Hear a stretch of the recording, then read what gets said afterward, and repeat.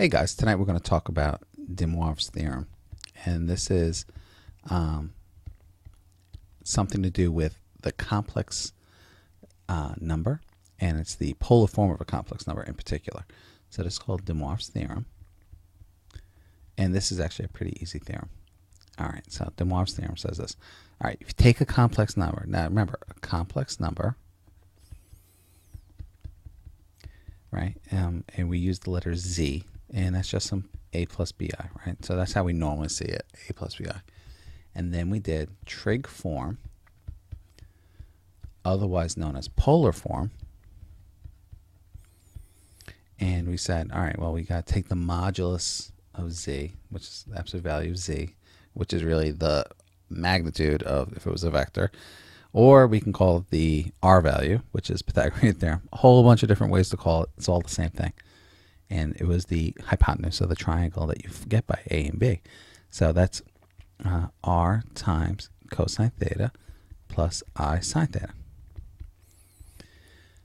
All right, now this is what de Moivre's theorem says this. All right, listen, if you take this imaginary number, this complex number, excuse me, and I raise it to a power. So I raise it to some power n. N has to be an integer. Well, let's work on this. Do we okay with saying it would be that whole r parentheses cosine theta plus I sine theta? And we're going to raise that to the power n.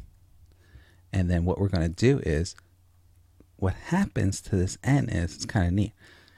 The n value goes on the r, right? Because that would be r to whatever power. But what do you do with the cosine and the sine? Well, it actually goes to the angle. It'd be cosine n theta plus I sine n theta. So first, the n goes to the r, and then it gets multiplied by the angle. And that would be z to the power n. Let's take a look. Okay, right? We're just going to do two problems. So number one, 1 plus I rad 3 to the third power. Now, you could write this out 3 times, distribute, and then distribute your answer again, and use your properties of i's and all that good stuff. You know, I to the first, I squared, I cubed, I 4. And then you would get the exact same answer we're going to get in just a minute. All right, ready? All right, hold on. This is complex form. This was the last thing we talked about. All right, so what I'm going to do is I need an r and I need a theta. So I'm going to graph. So it's over, right? This is the real and this is the imaginary. So I'm going to go over 1 and up rad 3. And I'm going to make a triangle. 1 and rad 3. I'm going to use Pythagorean theorem and find the r value. So I want you to write down the r value. So that'd be 1 squared plus rad 3 squared and square root. 1 and 3 is 4. Hopefully you got a 2. The hypotenuse is a 2. And then what do I need? I need this angle right here, the directed angle. I'm going to do tangent, second tan, rad 3 over 1. Get the angle. And hopefully you come up with 60. Now, I don't need to convert this to radians because we're actually going to do the problem. It's going to be a number when I get done, right? So, because it's a number, if I cube it, I'm going to get a number back. And so we're going to just work it out. And let's see now. So I need to write this first. So this would be z equals r, we said 2, cosine angle 60 plus I sine 60. Now, I haven't done anything with the power yet. All I did was I converted this into polar form. Now, the problem says put a 3 on this problem. So now I want to put a 3 here, which means put a 3 here. And now we're going to do it. So now the r value is cubed. So it'll be 2 to the third cosine. And I'm going to distribute the 3 to the angles. 3 times 60 plus I sine 3 times 60.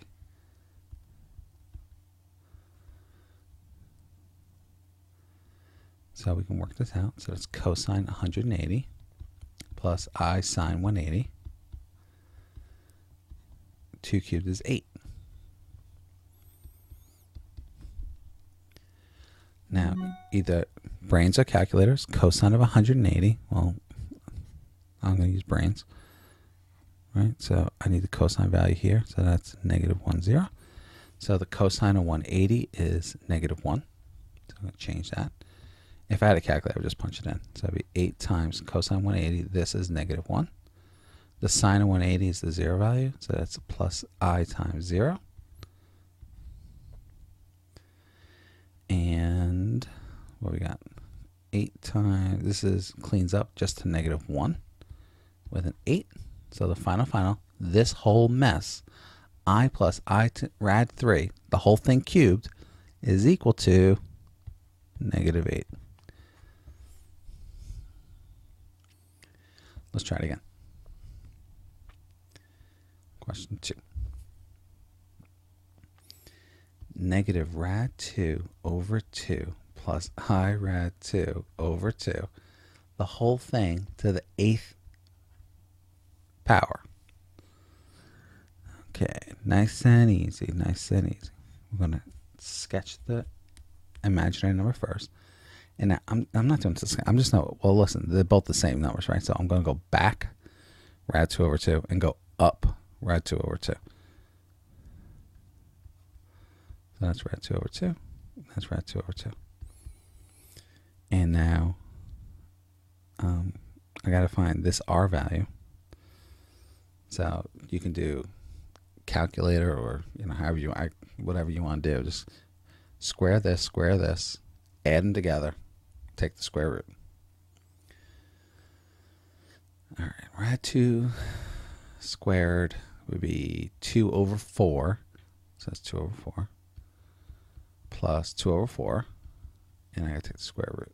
2 over 4, it's 4 over 4, it's 1. Square root of 1 is 1. That's a 1. Now, rad 2 over 2, rad 2 over 2. So that's the same thing. So when I do second tan, anything over itself is really 1. So I'm going to second tan 1. And I get 45 degrees.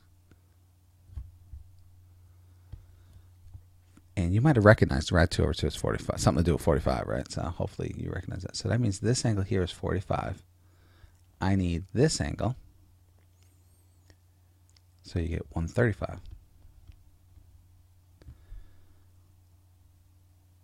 So let's work this out. In complex form, this was 1 parentheses cosine 135 plus I sine 135. Now, I haven't done anything with the 8th degree. All I did was I just changed this into a complex, into polar form. And now it says put the 8th degree on there. So I'm going to put the power 8 up here. And what that means is I put 1 to the 8th, and I'm going to multiply the angles by 8. And so that's cosine of 1080. I sine 1080.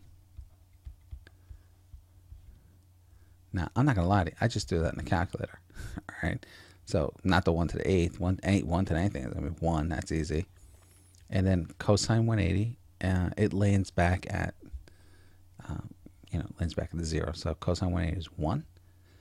Sine of 1080 is 0. That means the guts here clean up to 1. So we get 1 times 1 is 1. So this whole mess, when you get done, works out to be a 1. That's the Moivre's theorem. All right.